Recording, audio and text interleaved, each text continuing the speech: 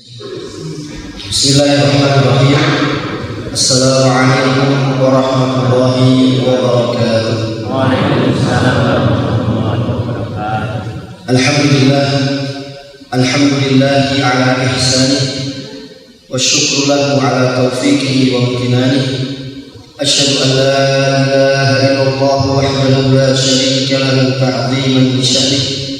Wa asyhadu anna Muhammadan 'abduhu wa rasuluhu ad-da'i ila ridwanihi. Salawatu rabbi wa salamuhu alaihi wa ala alihi wa ashabihi wa man tabi'ahum bi ihsanin ila yaumil qiyamah. Amma ba'du. Allahumma inna nas'aluka 'ilman nafi'an wa na'udzu bika min 'ilmin la yanfa'. Allahumma anfa'na bima 'allamtana wa 'allimna ma yanfa'una wa zidna 'ilma. Allahumma inna nas'aluka al-huda wat-tuqa wal-'afafa wal-ghina.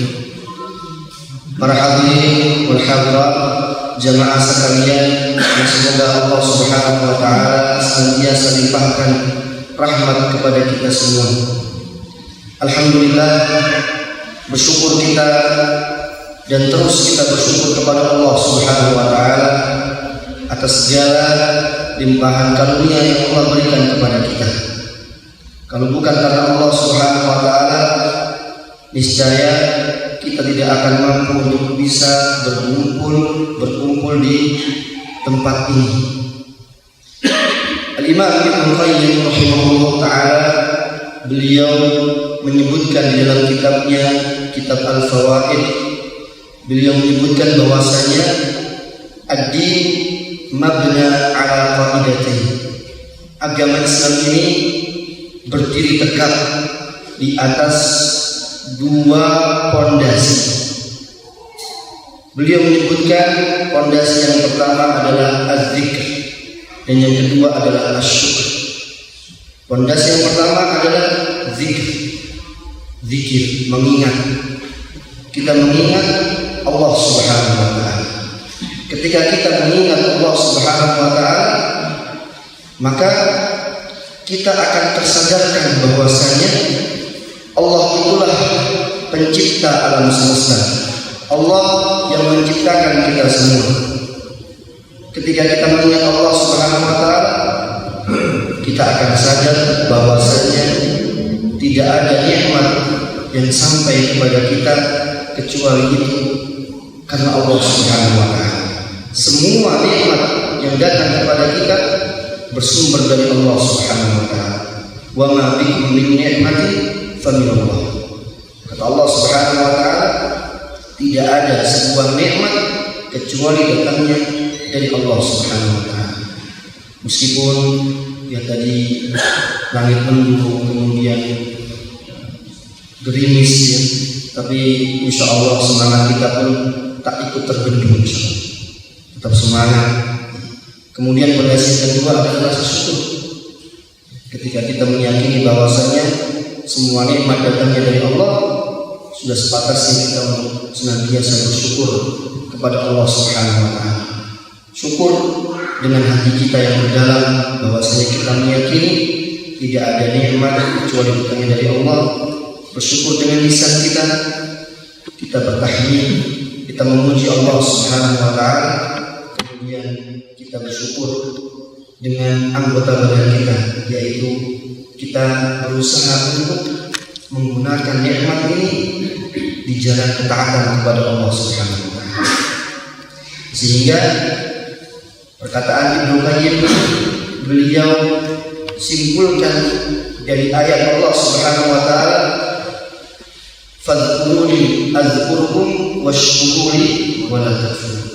Ingatlah aku, kata Allah Subhanahu wa taala, aku akan mengingat kalian dan bersyukurlah kalian kepadaku ya. Dan janganlah kalian kufur terhadap nikmat.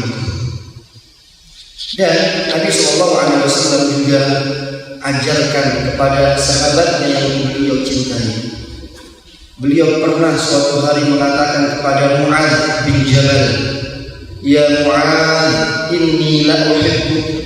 Wahai Mu'adz, sungguh aku mencintai dirimu. Lihatlah bagaimana Nabi SAW beliau mencintai saudaranya, beliau mencintai sahabat-sahabatnya. Ketika kita mencintai saudara kita, kita disunahkan untuk mengekspresikan cinta kita.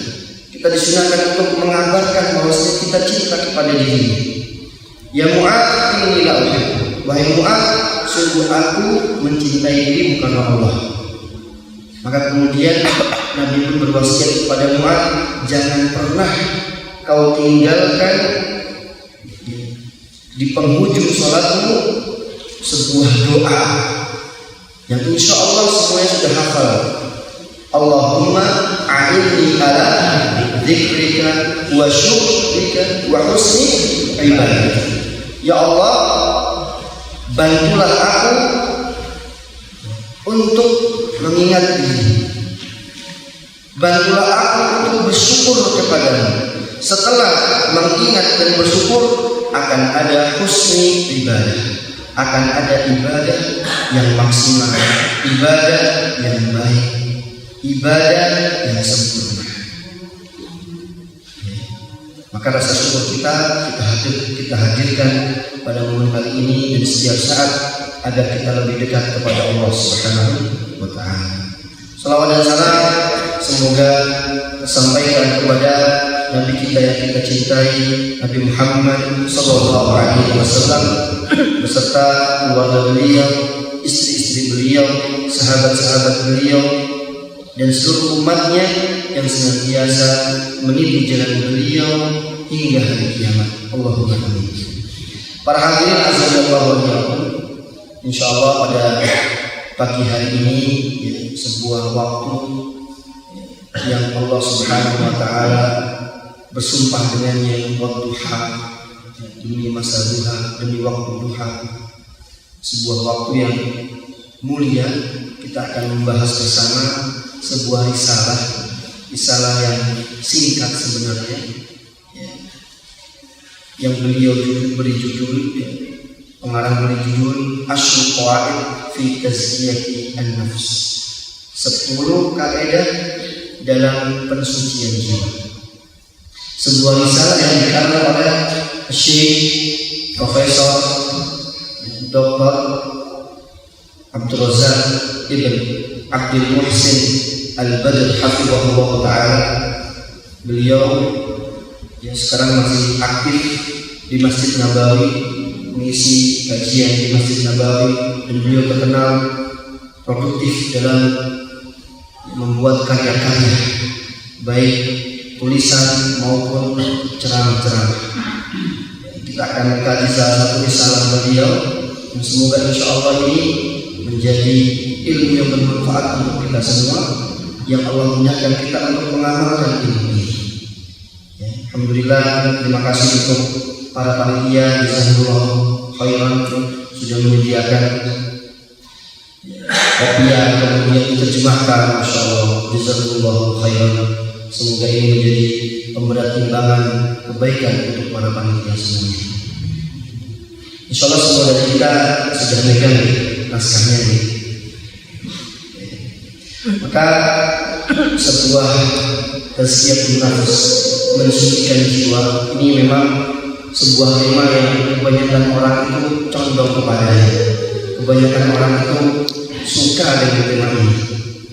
Dia ngomong, kenapa kira-kira?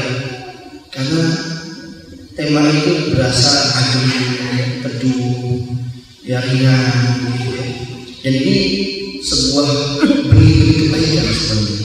Karena ketika sebuah jiwa itu ada keinginan kuat untuk mempelajari ilmu tentang pensucian jiwa, maka semoga ini merupakan sebuah tanda kebaikan yang Allah inginkan untuk kita. Karena di antara indikator kebaikan dari Allah Subhanahu wa Ta'ala, Allah Subhanahu wa Ta'ala akan memudahkan kita untuk memahami agama kita. Nabi sallallahu alaihi wasallam beliau bersabda, "Man yuridillahu bihi khairan yufaqihu fiddin." Barang siapa yang Allah inginkan kebaikan dari dirinya, maka Allah akan mudahkan dia untuk memahami agama ini. ilmu yang bermanfaat. Dan ketika jiwa itu suci, jiwa itu ada keinginan kuat untuk belajar ilmu agama ini, semoga ini merupakan tanda kebaikan bahwasanya jiwa kita ini jiwa-jiwa yang baik karena ingin kebaikan. Karena ya, di antara penghalang seorang hamba itu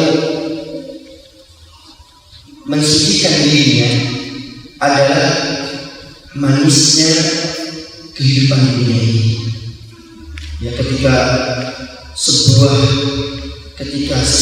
itu sudah berlebihan, maka itu tidak baik. Sehingga Allah Subhanahu wa taala memberikan perumpamaan dalam Al-Quran bahwasanya kehidupan dunia itu bagaikan air hujan. Allah Subhanahu wa taala berfirman di dalam surat Yunus ayat 24. Allah Subhanahu wa taala berfirman, "Innama mathalul hayatid dunya kama'in anzalnahu minas sama'." Sesungguhnya kehidupan dunia itu bagaikan air yang Allah turunkan dari langit. Ya. Kenapa Allah Subhanahu wa taala memisahkan kehidupan dunia ini dengan air? Al-Imam Al-Qurtubi di dalam tafsirnya menyebutkan ada beberapa poin kenapa para ulama itu mempermisalkan kehidupan dunia dengan air. Di antara poin yang beliau sebutkan adalah air itu air hujan. Ketika kita mengambil air tersebut sesuai dengan takaran, maka itu akan bermanfaat untuk kita. Kita minum dengan air secukupnya, itu akan bermanfaat. Tapi ketika air hujan itu berlebih, kira-kira bermanfaat atau tidak bermanfaat? Banjir bandang, ya, hujan yang begitu berpanjangan, akhirnya aktivitas terbatas, ada bencana alam, longsor dan yang lainnya. Artinya begitupun dengan kehidupan dunia ini. Harusnya kehidupan dunia ini menjadi tunggangan kita untuk menggapai surga Allah Subhanahu wa taala.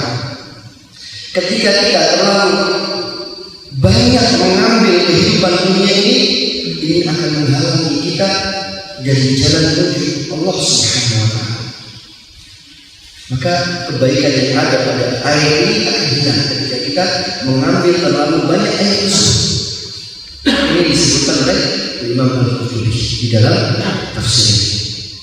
Sehingga seorang muslim sudah sepatasnya untuk senantiasa mengupgrade dirinya. Tidak merasa cukup, saya sudah mengaji seminggu sekali. Alhamdulillah, itu sebuah kebaikan. Tapi alangkah baiknya ketika seorang itu terus mengupgrade level dirinya. Ya, berarti tingkatkan. Kalau sudah sekali seminggu, berarti dinaikkan 2 kali seminggu. Kalau sudah dua kali seminggu, dinaikkan lagi 3 kali seminggu, dan sebagainya. Ya. Dan ini nanti akan kita pelajari bagaimana seseorang itu memiliki jiwa, dan jiwa itu memiliki kedudukan yang tinggi di dalam Islam. Ya, insya Allah pada kesempatan kali ini kita akan membaca muqaddimah risalah ini. Ya. Kita akan mulai. Silakan bisa disimak di kopian yang ada pada jamaah sekalian. Beliau memulai dengan Bismillahirrahmanirrahim. Muqaddimah. Alhamdulillahirabbil alamin, wassalatu wassalamu ala asyrafil anbiya'i wa khatamil mursalin, nabiyyina wa qudwatina wa qurrati a'yunina Muhammad bin Abdullah al-Hadi al-Amin wa ala alihi wa sahbihi ajma'in wa man sara ala hadiyyin ila yaumiddin, amma ba'du. Ya, beliau memulai dengan sebuah khutbah hajah, sebuah sunnah yang diajarkan oleh Nabi sallallahu alaihi wasallam. Kemudian beliau melanjutkan fan-nafsu allati baina janbayil insan amruha 'azim wa sya'nuha kabir faqad aqsama Allah 'azza wa jalla bi'adadin min makhluqatihi al-kibar dalla 'ala 'idhamatihi subhanahu wa ta'ala fi surati asy-syams 'ala nafsil muflihah wa ghairil muflihah faqala ta'ala wasy-syamsi wa duhaha wal qamari idza talaha wan nahari idza jallaha wal layli idza yaghshaha was samaa'i wa ma banaha wal ardi wa ma tahaha wa nafsin wa ma sawwaha fa alhamaha fujuraha wa taqwaha qad aflaha man zakkaha wa qad khaba man dassaha. Baik, di sini ya, pengarang menjelaskan bahwasanya jiwa manusia itu memiliki kedudukan yang tinggi di dalam Islam, dan jiwa manusia itu ya, saking tingginya kedudukan di dalam Islam, maka Allah Subhanahu wa ta'ala bersumpah dengannya. Di dalam surat Asy-Syams Allah Subhanahu wa ta'ala bersumpah dengan makhluk-makhluk yang agung. Nanti kita akan bahas bagaimana Allah Subhanahu wa ta'ala bersumpah dengan makhluk-makhluk Allah yang agung. Ya, kemudian Allah menjelaskan apa yang dimaksud dengan jiwa yang beruntung dan jiwa yang merugi. Sebelumnya kita akan membahas lebih dahulu sumpah. Apa itu sumpah? Ketika kita seseorang ingin memberikan sebuah statement misalnya, kemudian kita mengawali statement kita dengan sumpah, itu artinya apa? Kita ingin menekankan bahwasanya perkara tersebut amatlah sangat serius, sehingga harusnya kalau kita ya, percaya bahwasanya Allah itu adalah pencipta kita, maka harusnya ketika Allah sudah berfirman, pun kalau seandainya Allah tidak mengawali firman tersebut dengan sumpah, kira-kira sudah serius atau bukan? Sudah serius. Sudah betul nopo ada kedustaan dalamnya. Sudah pasti betul, pasti sebuah kebenaran. Tapi di sini Allah awali dengan sumpah, artinya benar-benar sebuah statement yang sangat serius, yang harusnya seorang mukmin itu dengan diawali dengan sumpah. Allah sampai bersumpah, artinya ini benar-benar harus kita cermati, harus kita maknai dengan benar-benar ya, detail. Allah Subhanahu wa ta'ala berfirman di dalam surat Asy-Syams, wasy-syamsi wa duhaha. Allah awali dengan sumpah dengan makhluk yang agung, matahari. Kalau Allah bebas mau bersumpah dengan makhluk apapun. Kalau kita manusia makhluk Allah, boleh tidak kita bersumpah dengan makhluk Allah? Tidak boleh. Tidak boleh. Kita ya, boleh bersumpah hanya dengan nama Allah Subhanahu wa ta'ala saja. Meskipun kita bersumpah dengan Rasulullah, tidak boleh. Kenapa? Karena Rasulullah SAW juga manusia, makhluk Allah Subhanahu wa ta'ala. Kalau Allah bebas mau bersumpah dengan bulan, bumi, dengan ya, makhluk-makhluknya bebas. Makanya Allah di sini bersumpah dengan matahari. Yang kedua, wal qamari idza talaha, dengan bulan. Bulan itu juga makhluk Allah yang besar. Wan nahari idza jallaha, kemudian yang kedua dengan waktu siang. Kemudian yang ketiga, wal laili idza yaghshaha, dengan waktu malam. Ya, makhluk Allah yang agung. Was samaa'i wa ma banaha, demi langit, kata Allah Subhanahu wa ta'ala bersumpah dengan langit. Yang keenam, wal ardi wa ma tahaha, Allah bersumpah dengan bumi. Langit ada berapa lapis? 7. Bumi ada berapa lapis? Ada 7. Ya. Kemudian Allah bersumpah yang keberapa tadi? Yang ke-7 berarti ya. Allah bersumpah dengan makhluk Allah yang tidak kalah besar. Artinya Allah sandingkan makhluk Allah ini dengan tadi, ya, bulan, matahari, siang, malam, bumi, langit, wa nafsin wa ma sawaha. Allah bersumpah dengan jiwa manusia yang Allah gunakan penciptaan jiwa manusia. Artinya besar pembuatan jiwa manusia ini Allah yang memiliki kedudukan yang jelas. Kemudian Allah jelaskan di dalam surat ini, fa'alhamaha fujuraha wa taqwaha. Allah ilhamkan kepada jiwa tersebut mau jadi baik atau mau jadi baik atau mau jadi buruk. Jadi sudah Allah berikan ilham kepada masing-masing dari kita itu dua cara. Tidak ada ketiga, tidak ada keempat, cuma dua, baik atau buruk. Gak ada yang mengatakan Ustaz saya mau jadi makanan saja tidak baik, tidak buruk, gak ada. Pilihannya cuma buruk atau baik kata Allah Subhanahu wa Ta'ala. Maka kemudian Allah berfirman, qad aflaha man zakkaha. Sungguh beruntung jiwa yang pemiliknya itu menyucikannya. Wa qad khaba man dassaha. Sungguh merugi seorang manusia yang merendahkan jiwanya. Maka kemudian pengarang akan menjelaskan dua ayat yang terakhir tadi, qad aflaha man zakkaha wa qad khaba man dassaha. Kemudian pengarang menyebutkan wa qawluhu azza wa jalla qad aflaha man zakkaha. Aslu zakah hiya ziyadah fil khair wal murad bil ayah huna anna man sa'a fi tazkiyati nafsihi wa islahiha wa sumumiha bil istikthar min al-ta'at wal khairat wal ibti'ad an syururi was sayyi'at tahaqqaqa falahu. Maka kemudian beliau menjelaskan yang dimaksud dari firman Allah Subhanahu wa taala qad aflaha man zakkaha. Apa yang dimaksud dengan zakat?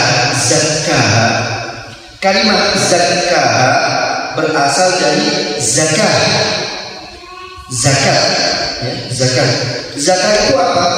Makna zakat itu aslinya adalah bertambah, berkembang, ya, bertambah dan berkembang dalam hal apa? Dalam hal kebaikan. Sehingga harusnya seorang manusia yang dia ingin mensucikan dirinya, yang nanti akan mendapatkan predikat orang yang beruntung adalah orang yang mensucikan dirinya, maka baginya untuk meningkatkan level apa yang dari level akhiratnya. Kalau level dunia ya kita harus merasa cukup, banyak-banyak ridho dengan takdir Allah. Tapi kalau level akhirat, level agama, kita harus senantiasa upgrade level kita. Yang masih bisa belajar atau ngaji Iqra, dinaikkan levelnya bisa. Harus bisa baca Quran. Yang satu hari 1 juz misalnya, dinaikkan levelnya 2 juz. Yang mungkin sekarang masih bisa puasa Senin Kamis misalnya, dinaikkan levelnya, ditambah puasa ayam lebih 3 hari di pertengahan bulan misalnya. Ujungnya apa? Puasa Daud. Kalau kata Nabi Shallallahu Alaihi Wasallam itu afdhalus siyam shaum Nabiullah Daud. Sebaik-baik puasa adalah puasanya Nabi Allah Daud alaihissalam. Sehari puasa, sehari tidak. Ini level puncak. Sehari puasa, sehari tidak. Sehari puasa, sehari tidak. Kemudian kalau sholatnya, sholat sunnahnya masih bisa sholat, sekarang bisa sholat qobliyah, ditambah qobliyah dan ba'diyah. Kalau sudah bisa qobliyah dan ba'diyah sholat sunnahnya, diupdate lagi levelnya. Sholat, oh baru bisa 5 rakaat saja, diupdate lagi 11 rakaat. Karena sebaik-baik sholat sunnah setelah sholat wajib adalah sholatul lail, sholat malam. Diupgrade. belajarnya juga di-upgrade. Ya, sebagaimana yang kita kemarin ya, pernah kita mengkaji yang muhasabah ini dalam hal apa? Dalam 4 itu ya, baik kok apa yang masih ingat tadi? Belajarnya harus ya di-upgrade lagi. Akidahnya, keimanannya di-upgrade lagi. Ibadahnya di-upgrade. Akhlaknya di-upgrade.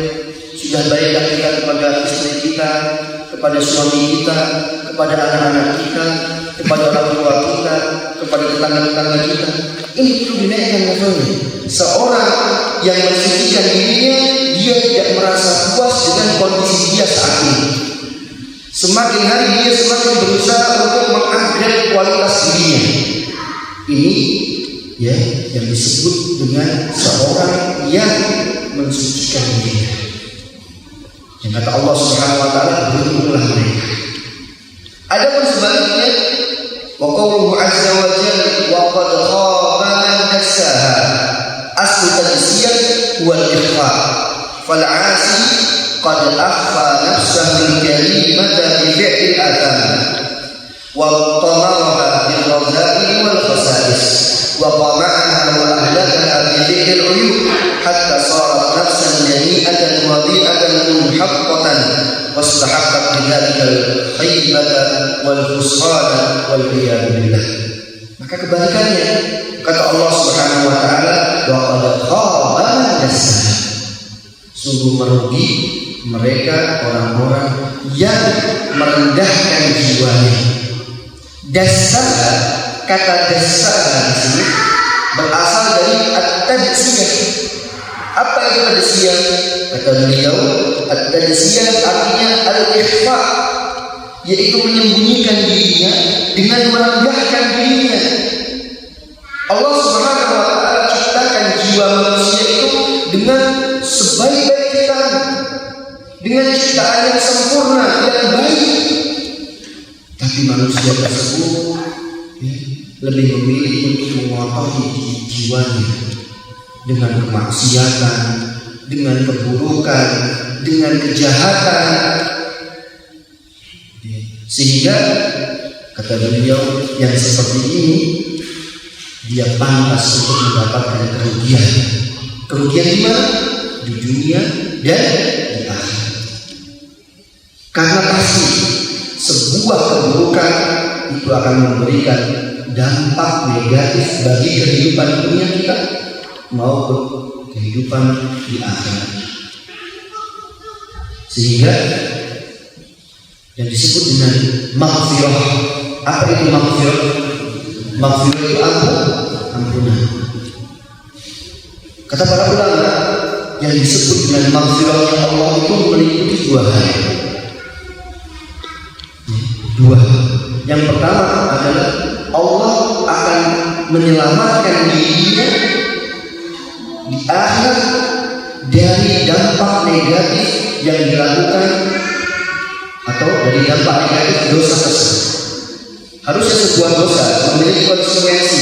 Seorang yang berdosa, seorang yang melakukan kemaksiatan, dia akan mendapatkan azab Allah di neraka.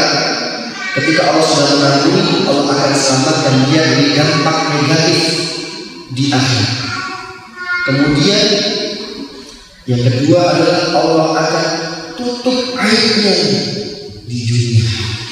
Allah akan selamatkan dia dari dampak negatif dia di dunia ini. Ya, sehingga sebuah dosa itu memiliki dampak negatif pasti.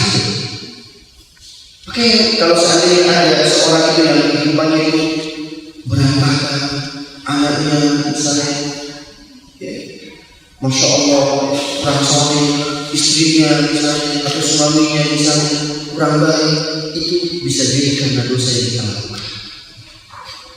Bahkan disebutkan oleh salah seorang ulama, beliau menyebutkan, sungguh aku melihat dampak buruk dari dosaku di tungganganku sampai tunggangan, di perilaku budakku, pembantuku, sampai ada tikus di rumahku.